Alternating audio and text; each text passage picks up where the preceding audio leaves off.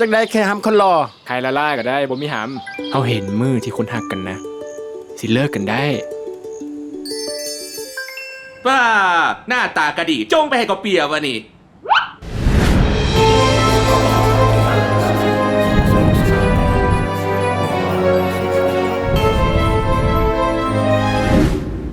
เป็นนี่ยัง จักอยู่ซื่อๆก็เห็นตัวเลข เราสามารถเบิ่งเห็นมือคนที่หักกันเลิกกันได้ แต่ว่าต้องได้ดึงคนดังเราก่อน ที่หักดึงคนดังให้เขาได้บ่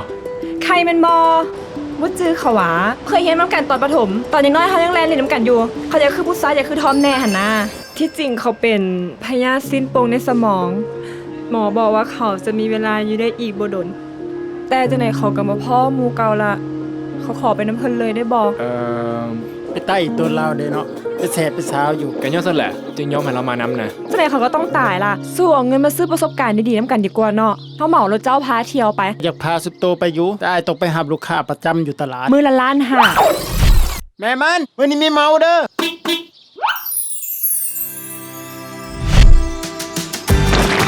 อ้าวเว้ยตั้งแต่จะคบกับเมียเจ้าโดนป่านี่นะเจ้าให้จังไดนะจึงบ่เบื่อเราแล้วก็บ่เศร้าหักเรา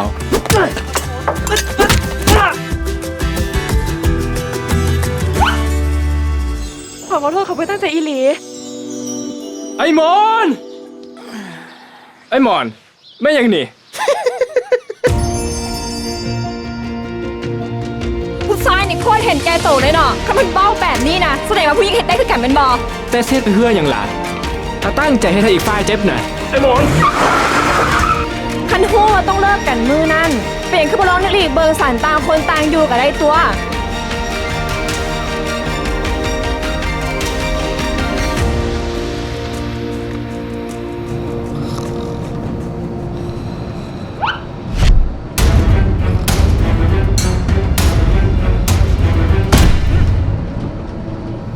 รถตกขุมเมื่อกี้น่ะบ่มีหยัง